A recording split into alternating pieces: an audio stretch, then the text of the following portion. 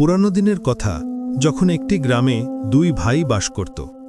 বড় ভাই খুব ধনী ছিল, আর ছোট ভাই খুব দারিদ্র্যের মধ্যে তার জীবন কাটাচ্ছিল। তারা দুজনেই আলাদা আলাদা বাড়িতে থাকত। বড় ভাইয়ের কাছে আল্লাহর দেওয়া সব কিছু ছিল, ধন, সম্পদ ও সম্পত্তির কোনো অভাব তার ছিল না। আর ছোট ভাইয়ের কাছে সম্পদের নামে কিছুই ছিল না, তার দুবেলা খাবারও জুটত না। কিন্তু তা সত্ত্বেও ছোট ভাই খুব দয়ালু এবং সৎ হৃদয়ের মানুষ ছিল। সে শুকনো খাবার খেয়ে আল্লাহর শুকরিয়া আদায় করত। ধনীদের মতো তার মনে কোনো বড় বড় আকাঙ্ক্ষা ছিল না, কিন্তু আল্লাহ তাকে সেই মনের শান্তি দিয়েছিলেন যা বড় বড় ধনীদের কাছেও ছিল না। বড় ভাইয়ের নাম ছিল রশিদ আহমেদ এবং ছোট ভাইয়ের নাম ছিল ফরিদ খান। ছোট ভাই ফরিদ সৎ হৃদয়ের হওয়ার পাশাপাশি তার বাড়িতে আসা যে কোনো অতিথির খুব সম্মান করত। তার বাড়িতে যে কোনো পথিক আসত, সে তার সাধ্যমতো তার সেবা করত। এছাড়া ফরিদের একটি প্রতিদিনের অভ্যেস ছিল যে সে প্রতিদিন বাগানে যেত এবং পাখিদের দানা দিত। সে সব সময় তার উপার্জনের কিছু অংশ গরিবদের মধ্যে সাদগা হিসেবে বিতরণ করত, কারণ তার বক্তব্য ছিল যে পাখিদের সাহায্য করলে এবং গরিবদের সাদগা দিলে আল্লাহ তার বান্দার উপর খুব খুশি হন এবং এর দ্বারা আল্লাহ তার বান্দার মুশকিল শীঘ্রই সহজ করে দেন। এর বিপরীতে তার বড় ভাই রশিদ আহমেদ ধনী হওয়া সত্ত্বেও খুব কৃপণ ছিল। যদি তার বাড়িতে কোনো অতিথি আসত, তাহলে তার মুখের রং উড়ে যেত। তার কোনো গরিব আত্মীয়ের বাড়িতে আসা সে একদমই পছন্দ করত না, কারণ তার মনে হতো যে লোকেরা তার সাথে দেখা করতে নয়, বরং তার সম্পদের কারণে তার বাড়িতে আসে। তার ধনী হওয়ার উপর খুব অহংকার এবং গর্ব ছিল, এবং সে গরিব লোকদের কিছুই মনে করত না। একদিন গ্রামে একজন বয়স্ক ব্যক্তি এলেন। তিনি যখন রশিদ আহমেদের আলিশান বাড়িটি দেখলেন, তখন তার দরজায় টোকা দিলেন। দরজায় টোকা দেওয়ার শব্দ শুনে রশিদ আহমেদ বাইরে এলেন। তখন সেই বয়স্ক ব্যক্তি রশিদ আহমেদকে বলতে লাগলেন, বাবা, তুমি কি আমাকে একদিনের জন্য তোমার বাড়িতে আশ্রয় দিতে পারো? আমি খুব ক্লান্ত এবং আমার খুব খিদেও পেয়েছে। রশিদ আহমেদ সেই বয়স্ক ব্যক্তির কথা শুনে তাকে তাড়িয়ে দিয়ে বলতে লাগল, আরে বয়স্ক সাহেব, তোমার কি এই প্রাসাদের মতো বাড়িকে কোনো সরাইখানা মনে হচ্ছে? আমার বাড়িতে তোমার মতো ফকির মানুষের জন্য কোনো জায়গা নেই। এই গ্রামে তোমার মতো আরও অনেক গরিব লোক থাকে, তুমি তাদের মধ্যে কারুর বাড়িতে চলে যাও। বরং আমার কথা শুনো, তুমি এমন করো, তোমার সামনে একটি ভাঙাচোরা বাড়ি দেখতে পাচ্ছ? তাতে ফরিদ খান নামের একজন লোক থাকে, যে অত্যন্ত সৎ এবং দয়ালু এবং যে কোনো আগত ফকির বা অতিথির সম্মান করে। সে তোমাকে অবশ্যই তার বাড়িতে থাকতে দেবে। বয়স্ক ব্যক্তিটি বুঝতে পারলেন যে রশিদ আহমেদ একজন খুব কৃপণ মানুষ, তাই সে সঙ্গে সঙ্গে তার দরজা থেকে চলে গেলেন এবং সরাসরি ফরিদ খানের বাড়ির দরজায় গিয়ে টোকা দিলেন। ফরিদ হাসি মুখে বাইরে এলো। ফরিদ সেই বয়স্ক ব্যক্তিকে বলল, বলুন হাজি সাহেব, কিভাবে আগমন হলো? বয়স্ক ব্যক্তিটি উত্তর দিলেন, বাবা, আমি খুব ক্লান্ত। এর আগেই যে সেই বয়স্ক ব্যক্তি পরের কোনো কথা বলবে, ফরিদ সেই বয়স্ক ব্যক্তিকে বলল, হাজি সাহেব, আগে আপনি ভেতরে আসুন, বাকি কথা আমরা ভেতরে বসে বলবো। তারপর ফরিদ বয়স্ক ব্যক্তিটিকে ঘরের ভেতরে নিয়ে গেল। বয়স্ক ব্যক্তিটিকে বসিয়ে সবার আগে তাকে জল পান করালো। জল পান করার পর সেই বয়স্ক ব্যক্তি বলতে লাগলেন, বাবা, আমি এই গ্রামে একটি খুব জরুরি কাজে এসেছি। বাবা, আমার রাত কাটানোর জন্য একটি আশ্রয় দরকার, কাল সকালে আমি চলে যাব। বয়স্ক ব্যক্তির কথা শুনে ফরিদ বলতে লাগল, হাজি সাহেব, আপনি এটাকে নিজের বাড়িই মনে করুন, আপনি এখানে যতদিন থাকতে চান থাকতে পারেন। এটা শুনে সেই বয়স্ক ব্যক্তি খুব খুশি হলেন এবং ফরিদকে দোয়া দিতে লাগলেন। তারপর রাত হলে ফরিদ সেই বয়স্ক ব্যক্তির সামনে খাবার রাখল। খাবারে শুধু একটি শুকনো রুটি আর জলই ছিল। এটা দেখে সেই বয়স্ক সাহেব বুঝতে পারলেন যে ফরিদের অবস্থা বিলকুলই ভালো নয়, কিন্তু তার হৃদয় অনেক বড়। বয়স্ক সাহেব সেই রুটি খুব আনন্দের সাথে খেলেন। খাবার খাওয়ার পর তিনি ফরিদকে বলতে লাগলেন, বাবা, আমি যে কাজের জন্য এখানে এসেছি, আমি চাই যে আমি তোমাকেও তাতে সামিল করে নিই, যাতে তোমার অবস্থাও কিছুটা বদলে যায়। ফরিদ এটা শুনে বলতে লাগলো, হাজি সাহেব, আমি আপনার কথা ঠিকমতো বুঝতে পারলাম না, আপনি কোন কাজে আমাকে সামিল করতে চান? তখন সেই বয়স্ক ব্যক্তি ধীর স্বরে বললেন, বাবা, আজ থেকে 50 বছর আগে আমি এই গ্রামেই থাকতাম। তখন আমার কাছে ধন সম্পদের কোনো অভাব ছিল না। আমার কাছে অনেক সোনার মুদ্রা এবং দামি জিনিসপত্র ছিল। আমার পুরো পরিবার ছিল, যেখানে আমার স্ত্রী এবং 2টি সন্তান ছিল। একদিন যখন আমার স্ত্রী এবং সন্তানরা নৌকা করে অন্য গ্রামে যাচ্ছিল, তখন নৌকা উল্টে যাওয়ায় তাদের মৃত্যু হয়। যেহেতু আমি তাদের সাথে ছিলাম না, তাই আমি বেঁচে যাই। আমার পুরো পরিবার শেষ হয়ে যাওয়ায় আমি খুব দুঃখ পেয়েছিলাম। আমি অনেক দিন পর্যন্ত আমার বাড়ি থেকে বের হইনি। আমি বাইরের দুনিয়ার সাথে আমার সম্পর্ক ছিন্ন করেছিলাম এবং আমি এই সিদ্ধান্ত নিয়েছিলাম যে এখন আমাকে আমার বাকি জীবন আল্লাহর ইবাদতে কাটাতে হবে। এই সিদ্ধান্ত নিয়ে আমি একটি দীর্ঘ সফরে বের হওয়ার কথা ভাবলাম, যেখানে আল্লাহ নেক বান্দারা থাকেন এবং তারা সেখানে থেকে শুধু আল্লাহর ইবাদত করেন। আমার সফর বেশ লম্বা হতে যাচ্ছিল, তাই আমি আমার সমস্ত সম্পদ কোনো নিরাপদ জায়গায় লুকিয়ে ফেলার সিদ্ধান্ত নিলাম এবং তখন আমি আমার সমস্ত ধন সম্পদ একত্রিত করে কাছের জঙ্গলে লুকিয়ে রাখলাম। কিন্তু দুটি সোনার ইঁট আমি নিজের কাছে রাখলাম, যাতে তা বিক্রি করে কিছু টাকা পেতে পারি এবং আমার সফরে যেতে পারি। আর তারপর আমি আমার সমস্ত সম্পদ জঙ্গলে লুকিয়ে রাখলাম এবং আমি আমার সফরে আল্লাহর সন্ধানে বেরিয়ে পড়লাম। সফর করতে করতে আমার অনেক দিন কেটে গেল। অনেক দিন সফর করার পর একদিন যখন আমি অন্য একটি শহরে পৌঁছলাম, তখন আমার কিছু টাকার প্রয়োজন হলো। তখন আমি সেই সোনার ইট শহরের এক জোহরিকে বিক্রি করার সিদ্ধান্ত নিলাম। যখন আমি সেই ইট নিয়ে জোহরির কাছে গেলাম এবং তাকে সেই সোনার ইট দেখালাম, তখন সেই ইটের দাম দেওয়ার পরিবর্তে সেই জোহরির মনে লোভ চলে এলো এবং সে আমার উপর চুরির মিথ্যা অভিযোগ লাগিয়ে দিল এবং আমাকে ফাঁসিয়ে দিল। আর তারপর সেখানকার কোতোয়াল আমার একটা কথাও শুনল না এবং আমাকে চুরির অভিযোগে কারাগারে ফেলে দিল। আজ আমি অনেক বছর পর আমার সাজা ভোগ করে নিজের গ্রামে ফিরে এসেছি, আর এখন আমি আমার সেই লুকানো সম্পদ বের করতে চাই। তাই আমি চাই যে তুমিও এই কাজে আমার সাথে থাকো।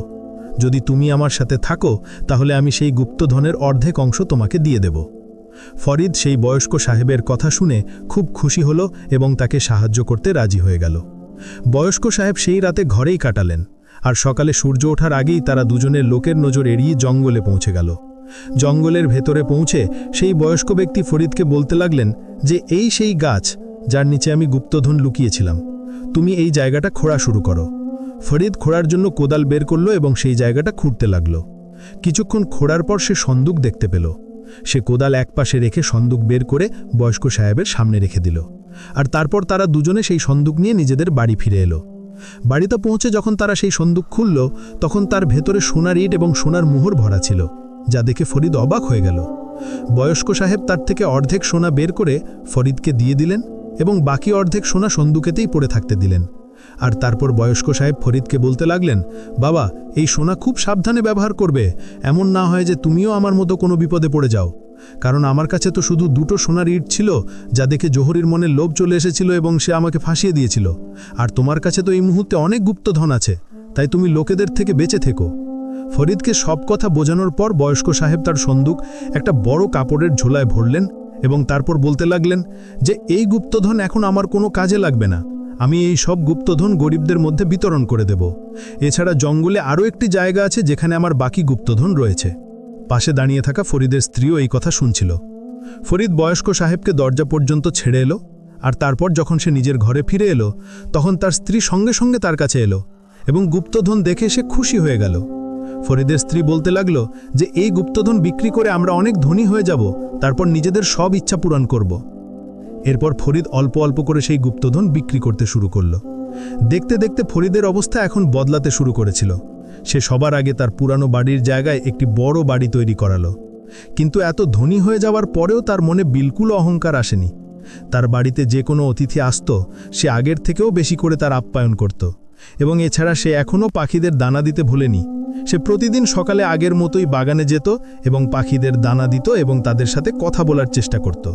সে এখনও তার উপার্জনের কিছু অংশ গরিব ও মিসকিনদের মধ্যে সাদকা হিসেবে বিতরণ করত, কারণ তার বিশ্বাস ছিল যে তার কাছে যে এই সম্পদ এসেছে তা এই সাদকা এবং দয়ার ফলে এসেছে, কারণ সে জানত যে সাদকার দৌলত কখনো না কখনো অবশ্যই ফিরে আসে। তার সততা ও উদারতা দেখে এখন গ্রামের লোকেরাও তাকে আগের থেকে বেশি সম্মান করতে লাগল। তার ধনী হবার খবর যখন তার বড় ভাই রশিদ আহমেদ পেল, তখন সে তার স্ত্রীকে নিয়ে ছোট ভাই ফরিদের বাড়িতে পৌঁছে গেল এবং খুব অবাক হয়ে দেখতে লাগলো যে তার ছোট ভাই যে আগে এত গরিব ছিল, আজ এত ধনী কিভাবে হয়ে গেল। কিন্তু ফরিদও এই বিষয়ে তাকে কিছু বলল না এবং শুধু এটুকুই বলল যে এসব আল্লাহর মেহেরবানি এবং আমার সততার ফল। ফরিদ এবং রশিদ আহমেদের স্ত্রীরা একে অপরকে খুব হিংসা করত। আর তারপর রশিদ আহমেদের স্ত্রী ফরিদের স্ত্রীকে হিংসা করে বলতে লাগলো, তোমরা যতই ধনী হও না কেন, কিন্তু আমাদের বরাবরই কখনো করতে পারবে না। এটা শুনে ফরিদের স্ত্রী রাগ হলো এবং তার মুখ থেকে এই কথা বেরিয়ে গেল যে, আমাদের কাছে তো এখনো আরও গুপ্তধন আছে, যা জঙ্গল থেকে বের করে আমরা তোমাদের চেয়েও বেশি ধনী হয়ে যাব। রশিদ আহমেদের স্ত্রী, যে খুব ধূর্ত এবং প্রতারক মহিলা ছিল, বাড়ি গিয়ে তার স্বামী রশিদ আহমেদকে বলতে লাগল, তোমার ভাই জঙ্গল থেকে কোনো গুপ্তধন বের করে এনেছে, যা দিয়ে সে ধনী হয়েছে। তার স্ত্রী আমাকে বলছিল যে জঙ্গলে এখনো আরও গুপ্তধন আছে, যা বের করে সে আমাদের চেয়েও বেশি ধনী হয়ে যাবে। আমি চাই না যে এই গ্রামে আমাদের চেয়েও বেশি ধনী কেউ হোক। আপনি যে কোনো উপায়ে জঙ্গলে পুঁতে রাখা সেই গুপ্তধন খোঁজার চেষ্টা করুন, যাতে আমি আপনার ভাই ফরিদের স্ত্রীকে দাঁত ভাঙা জবাব দিতে পারি। রশিদ আহমেদ তার স্ত্রীর কথা শুনে অবাক হয়ে গেল এবং বলল, কিন্তু জঙ্গল থেকে গুপ্তধন খোঁজা এত সহজ কাজ নয়। আমার তো মনে হয় সেই বয়স্ক সাহেব, যাকে আমরা বাড়ি থেকে বের করে দিয়েছিলাম, তিনি ফরিদকে সেই গুপ্তধনের রহস্য সম্পর্কে বলেছেন, কারণ সেই বয়স্ক ব্যক্তি এর আগে কখনো আমাদের গ্রামে দেখা যায়নি এবং তার এখান থেকে যাওয়ার পরেই ফরিদ এত ধনী হয়েছে। আসল কথা ছিল যে রশিদ আহমেদও চাইতো না যে তার ভাই তার চেয়েও বেশি ধনী হয়ে যাক, এবং তখন সে গুপ্তধন খোঁজার সিদ্ধান্ত নিল। যদিও সেই গুপ্তধন তো তার ছিলই না।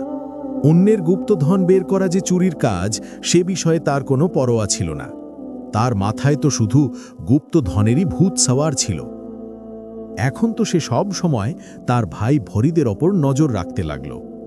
এভাবেই কিছুদিন কেটে গেল, এবং এর কিছুদিন পর সেই বয়স্ক সাহেব আরও একবার সেই গ্রামে ফিরে এলেন। তখন রশিদ আহমেদ তাকে গলি দিয়ে যেতে দেখল। এখন তো রশিদ আহমেদ সেই বয়স্ক ব্যক্তির প্রতিটি কাজের ওপর নজর রাখতে শুরু করেছিল। গ্রামে প্রবেশ করার সাথে সাথেই সেই বয়স্ক ব্যক্তি সরাসরি ফরিদের দরজায় গেল।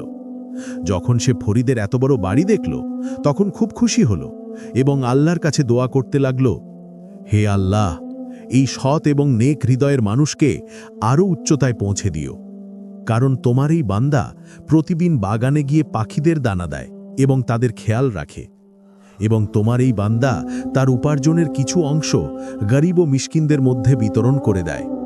ইয়া আল্লাহ, তুমি তার রিজিক বৃদ্ধি করো। আর তারপর এত দোয়া করার পর বয়স্ক ব্যক্তি ফরিদের দরজায় টোকা দিলেন। ফরিদ যখন বাইরে এলো, তখন বয়স্ক সাহেবকে দেখে তার মুখে হাসি ফুটে উঠল। ফরিদ বয়স্ক সাহেবকে ভেতরে আসতে বলল, কিন্তু বয়স্ক সাহেব বললেন, বাবা, আমি একটি খুব জরুরি কাজে এখানে এসেছি। তুমি কিছুক্ষণের জন্য আমার সাথে চলো, আমার তোমার সাথে একটি খুব জরুরি কথা বলার আছে। আর তারপর ফরিদ এবং সেই বয়স্ক ব্যক্তি দুজনেই জঙ্গলের দিকে চলতে লাগল। রশিদ আহমেদ তাদের পিছু করছিল। সেই বয়স্ক ব্যক্তি ফরিদকে বলতে লাগল, বাবা, হতে পারে যে কিছুদিন পর্যন্ত আমি আর এই গ্রামে আসতে পারবো না, তাই আমি তোমাকে সেই দ্বিতীয় গুপ্তধনের রহস্য বলে যাচ্ছি, যা এই জঙ্গলেই অন্য এক জায়গায় পুঁতে রাখা আছে। আমার যাওয়ার পর তুমি সেই গুপ্তধন বের করে নিও এবং তার নিজের কাছে নিরাপদে রেখো। সময় এলে আমি সেই গুপ্তধন তোমার কাছ থেকে নিয়ে নেব।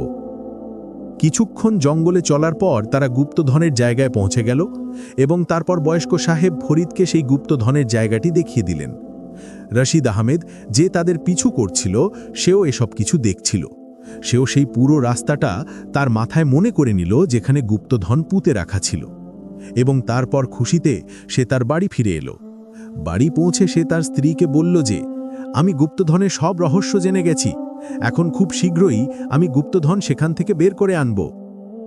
এটা শুনে রশিদ আহমেদের স্ত্রী খুব খুশি হল এবং বড় অহংকারের সাথে বলতে লাগল, এখন এই গ্রামে আমাদের চেয়ে বেশি ধনী কেউ হতে পারবে না, কারণ আমার স্বামীও জঙ্গলে থাকা একটি গুপ্তধন পেয়ে গেছে, যা বের করে আমরা আবার তোমাদের থেকে এগিয়ে যাব। এত কথা বলে সে গর্বের সাথে নিজের বাড়ি ফিরে গেল। সন্ধ্যের সময় যখন ফরিদ নিজের বাড়ি ফিরে এলো, তখন তার স্ত্রী বলতে লাগল, তোমার বড় ভাই রশিদ আহমেদের স্ত্রী এসেছিল এবং সে বলছিল যে তোমার ভাইও জঙ্গলে কোনো গুপ্তধনের জায়গা সম্পর্কে জানতে পেরেছে এবং সেও জঙ্গল থেকে গুপ্তধন বের করে আমাদের চেয়ে বেশি ধনী হয়ে যাবে। তখন ফরিদ বলল, কিন্তু তারা জঙ্গলে গুপ্তধন থাকার ব্যাপারে কিভাবে জানতে পারল? তখন ফরিদের স্ত্রীর নিজের বোকামির জন্য খুব লজ্জা হলো এবং ফরিদকে বলতে লাগল, গতবার যখন তোমার ভাই ও ভাবি আমাদের বাড়ি এসেছিল তখন তোমার ভাবি আমাকে ছোট করার চেষ্টা করেছিল। তখন আমি রাগে এসে বলে ফেলেছিলাম যে আমাদের কাছে তো আরও গুপ্তধন আছে। এটা শুনে ফরিদ বলতে লাগলো, আরে বোকা মহিলা, আমি তোমাকে আগেই বুঝিয়েছিলাম যে তুমি শুধু আম খাও, গাছ গুনো না। মানে তুমি গুপ্তধনের ব্যাপারে কারোর সাথে কোনো কথা বলবে না। আমার মনে হয় আমার ভাই আমাকে সেই বয়স্ক সাহেবের সাথে জঙ্গলে যেতে দেখে ফেলেছে। আমার ভাই সেই গুপ্তধন সেখান থেকে বের করার আগেই আমাকে আজ রাতেই সেই গুপ্তধন সেখান থেকে বের করে কোনো নিরাপদ জায়গায় পৌঁছেতে হবে। আর তুমি এই কথা আর কাউকে বলবে না। আর তারপর ফরিদ সেই রাতেই জঙ্গল থেকে গুপ্তধন বের করে তাকে নিজের বাড়িতে নিয়ে এলো এবং বিলকুল নিরাপদে নিজের বাড়িতে লুকিয়ে রাখল। পরের রাতে রশিদ আহমেদ জঙ্গলে সেই জায়গায় পৌঁছে গুপ্তধন খোঁড়া শুরু করল। কিন্তু যখন সে দেখল যে সেখানে কোনো গুপ্তধন নেই, তখন সে খুব অবাক হয়ে গেল এবং ভাবতে লাগল যে তার ছোট ভাই তো খুব চালাক নিকল। হয়তো সে আমার এই কাজের ব্যাপারে আগেই জানতে পেরেছিল এবং সে আমার আগেই এখান থেকে গুপ্তধন বের করে নিয়ে গেছে। অন্যদিকে সেই রাতে রশিদ আহমেদের বাড়ি বিলকুল একাই ছিল। তখন সুযোগ বুঝে চোররা তার বাড়িতে হানা দিল এবং তার বাড়ি থেকে সমস্ত মাল এবং দামি জিনিসপত্র নিয়ে পালিয়ে গেল। রশিদ আহমেদ যখন তার বাড়ি পৌঁছল তখন তার মুখ শুকনো ছিল এবং তার স্ত্রীও খুব চিন্তিত দেখাচ্ছিল। একে অপরকে চিন্তিত দেখে দুজনেরই মুখের রং উড়ে গেল। রশিদ আহমেদ তার স্ত্রীকে জিজ্ঞাসা করতে লাগল, তোমার কি হয়েছে? তোমার মুখের হাওয়াইয়া কেন উড়ে গেছে? তখন তার স্ত্রী বলল, আপনার যাওয়ার পর কিছু চোর বাড়িতে এসেছিল এবং তারা বাড়ি থেকে সবকিছু লুট করে পালিয়ে গেছে, তাই আমি চিন্তিত। কিন্তু আপনি বলুন যে আপনি খালি হাতে কেন এসেছেন? আমাদের গুপ্তধন কোথায়? এতে রশিদ আহমেদ নিজের মাথায় হাত চাপড়ে এবং বলল, গুপ্তধন সেখানে ছিল না। হয়তো আমার ভাই আগেই সেখান থেকে গুপ্তধন বের করে ফেলেছে। বেশি ধনী হওয়ার চক্করে আমরা বিলকুল বরবাদ হয়ে গেলাম, আর এই সব কিছু তোমার লোভের কারণে হয়েছে। তুমি সেই মাল পাওয়ার চেষ্টা করেছো যা আমাদের ছিলই না। আর দেখো, আমরা তো নিজেদের মাল থেকেও হাত ধুয়ে বসলাম। না তুমি ফরিদ এবং তার স্ত্রীর সাথে হিংসা করতে, না আমাদের এই অবস্থা হতো। কিছুদিন পর যখন সেই বয়স্ক সাহেব ফরিদের কাছে আরও একবার ফিরে এলেন, তখন ফরিদ তাকে পুরো ঘটনা বলল এবং বাকি গুপ্তধন বয়স্ক সাহেবের সামনে রেখে দিল। কিন্তু বয়স্ক সাহেব সেই সব গুপ্তধন ফরিদকেই দিয়ে দিলেন এবং বলতে লাগলেন, এই সব গুপ্তধন তোমার সততার পুরস্কার। আমি ভলা এত বয়সে এত সম্পদ দিয়ে কি করব? ফরিদ সেই বয়স্ক সাহেবকে বলতে লাগল, হাজ্জি সাহেব, আমার মন চায় যে আপনি এখন আর কোথাও যাবেন না, বরং এখানেই আমাদের সাথে থাকুন। আমি আপনার মধ্যে আমার বাবাকে দেখতে পাই। আপনি কি আমাকে নিজের ছেলে মনে করে আমার সাথে থাকতে পারেন না? বয়স্ক সাহেবের ফরিদের এই কথা খুব ভালো লাগলো এবং তারপর তিনি ফরিদের সাথেই তার বাড়িতে থাকতে লাগলেন। ফরিদ বাকি সব গুপ্তধন গ্রামের গরিব লোকদের মধ্যে বিতরণ করে দিল এবং তারপর সে তার স্ত্রী এবং বয়স্ক সাহেবের সাথে একটি শান্তিময় জীবন কাটাতে লাগল। কিন্তু যেই মাত্র ফরিদ এবং বয়স্ক সাহেব তার ভাই রশিদ আহমেদের ব্যাপারে জানতে পারল, তখন তাদের হৃদয়ে একটি অজীব ধরনের আলোড়ন সৃষ্টি হলো। যদিও সে তার সাথে কখনো ভালো ব্যবহার করেনি, কিন্তু রক্তের সম্পর্ক তো ছিলই। সে সঙ্গে সঙ্গে বয়স্ক সাহেবের কাছে গেল এবং সব কথা বলল। বয়স্ক সাহেব দীর্ঘশ্বাস নিয়ে এবং বললেন, বাবা ফরিদ, এটা আল্লাহর ইচ্ছা। মানুষের পুণ্য এবং পাপের হিসাব ওপরওয়ালা নিজেই রাখেন, কিন্তু আমাদের আত্মীয়দের সাহায্য করা থেকে মুখ ফেরানো উচিত নয়। চলো আমরা রশিদের বাড়ি যাই, হয়তো এটা তার তওবার সময়। ফরিদ সম্মতি জানালো এবং দুজনেই সেই আলিশান বাড়ির দিকে চলল, যা এখন ভাঙাচোরা মনে হচ্ছিল। রশিদের বাড়ি আগের মতো চাকচিক্যময় ছিল না। দরজায় টোকা দিতেই রশিদের স্ত্রী বাইরে বেরিয়ে এলো। তার মুখে বিষণ্ণতা ছেয়েছিল। সে ফরিদকে দেখে চমকে গেল এবং বলল, তুমি এখানে কি করতে এসেছো?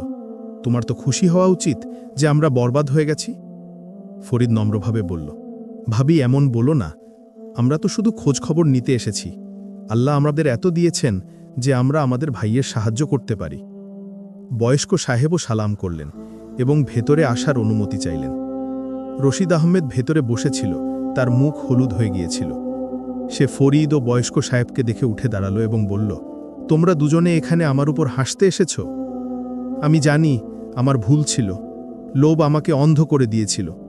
তারপর বয়স্ক সাহেব রশিদকে বসালেন এবং ধীর স্বরে বলতে লাগলেন, বাবা রশিদ, আল্লাহর শুকরিয়া যে তুমি নিজের ভুল বুঝতে পেরেছ। কিন্তু শুধু বুঝলেই কাজ হবে না, মানুষকে তওবা করতে হয়। আর তওবার মানে হলো মন থেকে বদলে যাওয়া। তোমার মনে আছে আমি তোমার দরজায় টোকা দিয়েছিলাম, কিন্তু তুমি আমাকে তাড়িয়ে দিয়েছিলে। আল্লাহ আমাকে ফরিদের মতো নেক বান্দার সাথে মিলিয়ে দিয়েছেন, যে আমার সম্মান করেছে এবং আমার সাহায্য করেছে। তুমি ধনী ছিলে, কিন্তু তোমার মন গরিব ছিল। লোভ এবং হিংসা তোমাকে বরবাদ করে দিয়েছে। কোরআনে আল্লাহ বলেন যে যে হিংসা করে সে নিজেই জ্বলে এবং অন্যকে জ্বালানোর চেষ্টা করে। তুমি ফরিদের সাথে হিংসা করেছ, তার সম্পদের উপর নজর রেখেছ, কিন্তু দেখো আল্লাহ তোমাকে শিক্ষা দিয়েছেন। এখন সময় এসেছে যে তুমি সৎ পথে চলো। রশিদ মাথা নিচু করে বলল, হাজি সাহেব, আমি অনেক পাপ করেছি। আমি কৃপণ ছিলাম, অহংকার করতাম, গরিবদের কিছুই মনে করতাম না। কিন্তু এখন আমার কাছে কিছুই নেই। চোরেরা সব লুট করে নিয়ে গেছে। আমি কি করব? বয়স্ক সাহেব হাসলেন এবং বললেন, বাবা, আল্লাহর রহমত কখনো শেষ হয় না, কিন্তু প্রথমে তোমাকে নিজের পরীক্ষা দিতে হবে।